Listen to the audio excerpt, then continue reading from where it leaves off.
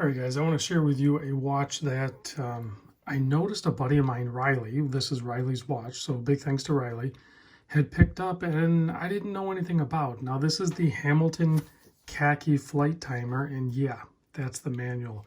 So I will not be going over the functions on this thing. We can glance at it and I can try to scroll through some stuff here, but I don't know how to use it. I'm not about to learn how to use it because this thing has some legit functions that I know some people will use, but the majority of us won't. We're just going to wear it as a cool timepiece. So let's just get right into the size of it, and then we'll talk some more about like the model number and the price and all that good stuff. So you are looking at, it's basically a 40.5 millimeter watch. I feel like it's kind of feels more like a 40, but it's 40.5. 46.5 lug to lug. I think that's part of the reason why it wears a little bit smaller than it would seem, because that 46.5, that's pretty short. Even for Hamiltons, usually Hamiltons have a longer lug to lug. So 14 millimeter thick, but that includes that double dome sapphire crystal. 20 millimeter lug width here. If you care, the crown is signed and it is 6.3 millimeter for the main crown. The pushers I didn't measure. So like I said, Hamilton Khaki flight timer. There are other colorways. I really like the silver dial one. There's some darker dial ones, obviously, if that's your preference. But I think the way this one everything just ties in, I think this dial really works for me. The model number on it is called a H645140. I think there's a darker gray one that's a 131. I just did a little digging on it, and the prices are all over the place. I think if you're savvy and you're patient, you can score these things for 500 range, maybe a little less if you're super patient. And that is a killer value. I really think this is probably underappreciated right now as far as its price and what you're getting, because it's an analog digital type flight timer, much like you would see like on a Breitling Aerospace, or I'm trying to think of some other ones that are like that, but it's like high level. It's a very well built Swiss analog digital watch that has a lot of built-in features. Plus it has a countdown bezel and it's all metal, and I'm digging that. That's definitely something I enjoy. It's the opposite of what you would see like on a dive bezel. So for practical use for most of us, a countdown bezel might be more useful. We've gotten used to using the dive bezel for timing things, but say you go to a restaurant, which is very common for most of us people that are wearing this watch. That's about our big thing that we're going to time, or you're going to time like some sort of cook or something like that. But say, it's a 20-minute wait, right? So you just go ahead and crank this guy over so the 20 is at your minute hand. And basically when your minute hand gets to 0, it's been 20 minutes. So you can set it and then walk away. You don't have to remember what time it was when you started doing whatever it is you were doing.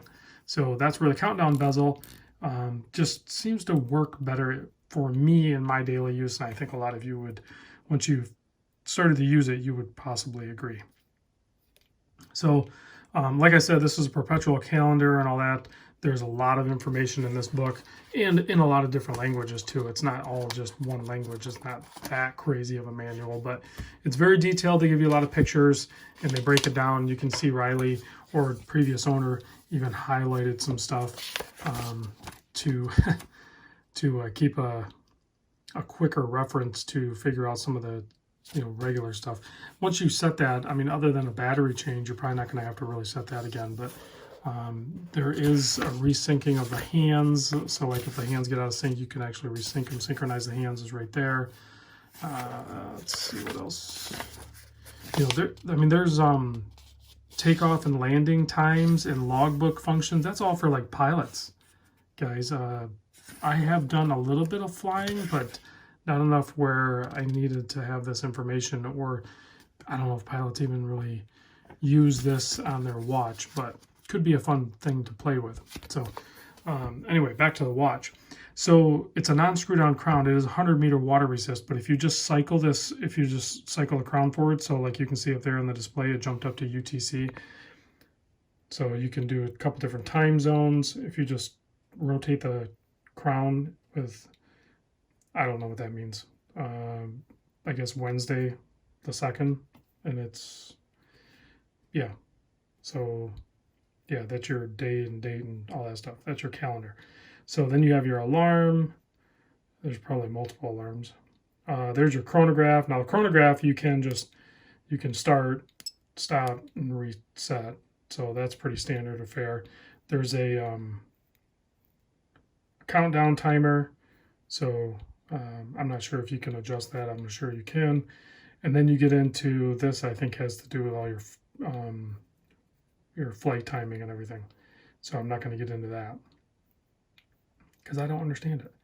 And then you can do a no display, so you can probably reserve some of your battery life. I would pretty much rock it in that mode or the day date mode or something. So that's just my preference. But you can see it's got a nice solid tick to the seconds hand. You have the massively skeletonized hour and minute hand. Yet there is some loom on those. I'll try to show the loom here in a minute. But you can see the white tip of the hour and the minute hand. That's actual loom. So, and then the way those applied indices are faceted, you can see they reflect light like crazy. So it is super legible and kind of fun to play with. All right, let me kill the lights. Oh, you know what? Let me do a wrist shot first. And yes, I'm still wearing the Black Bay 41.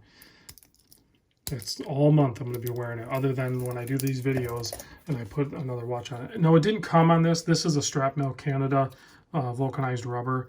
This is probably how I would rock it until I get to like winter or fall. The Hamilton leather is spectacular. Like Hamilton leather straps are good enough where you could buy those even independently and put them on other watches. They're that good of leather straps. So I did wear this a couple days. So you can see on my 7 1/4, it wears great, feels great. Trust me, I'm very tempted to even purchase this, but I'm kind of in a shrinking my collection mode right now. So I'm gonna resist doing this reluctantly. I'm going to just pass it by. Probably will regret it because I don't know if they make these anymore, and I suspect the price and desirability of them might increase. All right, let's kill these lights, and I want to show you the little bit of loom that is on. You can kind of see there. I got some backlighting going on here, but you can see the hour and minute hand has a little bit of loom on it. It's not crazy good, but also if you push in the crown, you have the digital light up, and then the hands actually get out of the way. So if you hold it there, they'll get out of the way so you can see it clear, and then they'll just bounce back. So anyway, guys, that is the video for today on the Hamilton, and big thanks to trying to get those hands to go back. Big thanks to Ryley for sending this in. Thanks for watching. I'll catch you on the next vid.